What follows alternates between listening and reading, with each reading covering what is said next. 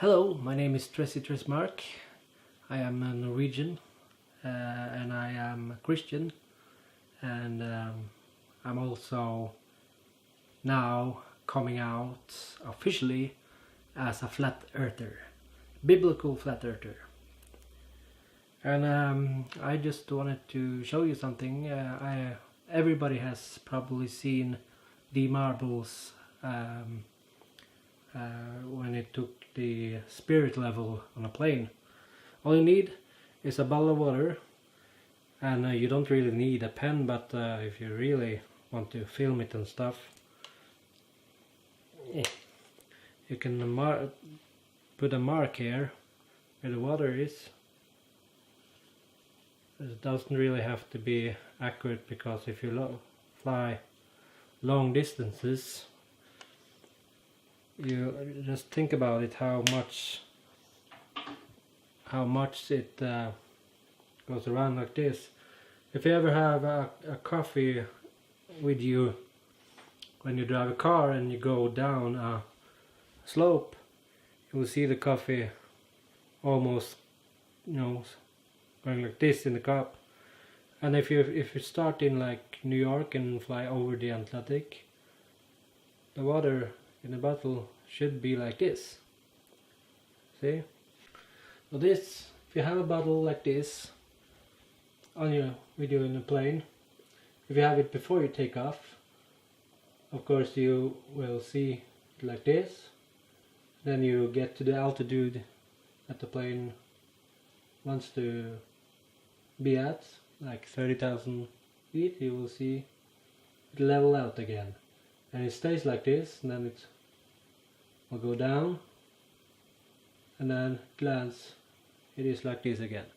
And if you are traveling around a ball, you will see it starts go up, levels out at 30,000 feet, and you will see it gradually go like this, depending on how far the travel is. And then you will land, and now it should be like this.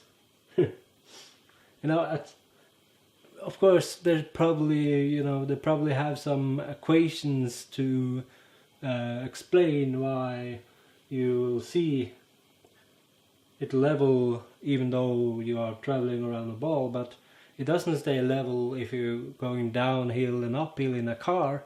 So why would it stay level in a plane if you're traveling around a ball? Doesn't make sense, does it? Therefore, the conclusion is, of course, the plane is flying above a flat surface. The earth is flat. The Bible is true, and all those scientists in scientism, they are liars. What can the globalists, what can the scientists say about this? Of course they have equations probably to explain this and stuff, because gravity, of course, is so special, so magical, that if you are on a plane, then gravity is so magical that it will level out the water surface in your bottle in a plane, but not in a car when you travel down and up hills. So that's one magical force they call gravity, isn't it? Or pressure system, or whatever they call all that.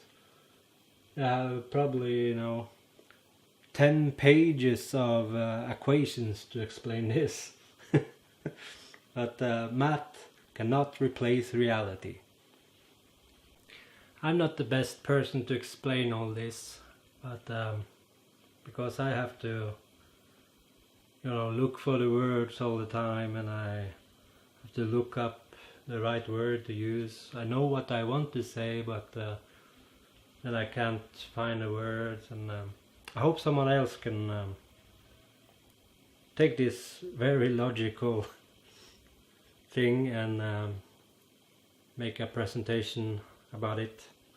Of course, the marble already did it, but this is even more simple. Everybody can do that. Everybody can buy a bottle of something before they get on the plane and drink half of it, make a marking, and see or film with their phone that it isn't like this when you travel far distance. Isn't even like this. It's always like this after you land and while you're in the air. When you take off, level out, landing, going for landing, and it's like this again. Always. Wherever you travel on this earth. So that proves that it is a plane. It is flat, it's not a ball. Have you ever thought about how they came up with the names of things? Think about why is horizontal named horizontal? Obviously it is because the horizon is level. And as I said, I am Norwegian. We also say horizontal in Norwegian, but we also say vannrett in Norwegian. And if you translate that directly back to English, that would be water straight. That's the Norwegian name for horizontal, vannrett. And also with vertical, we say vertical in the Norwegian dialect, vertical, but we also call it loddrett, and that means, well, a lodd is some heavy item on a string. If you hang a heavy item on a string, the string will be perfectly vertical. So just think about it. Why is it called horizontal and water straight in Norwegian? Because it's straight. It is level. Always. I'm using a green screen. I don't if this water would turn green if I take this away. Maybe I should put some color in this. Let's try that. Okay, I put some lemonade in it, and now I can take out the background and put it on a globe. So I don't know how well this will work, but see, we'll say here we start in New York and then we go to England or something, and if you see the level of the water would be like this if the earth was a globe.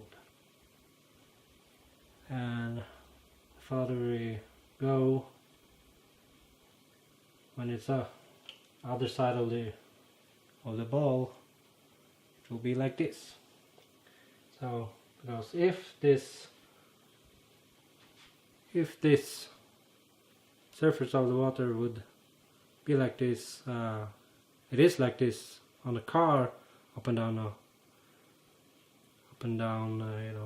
slopes and stuff, it should do the same when you go around the ball on the plane. Do it again. Start in New York, go around the ball, see the surface of the water, how it should be, but it isn't. It always stays level. Alright. Bye bye. God bless you all. My name is Tracy Tressmark. I hope this was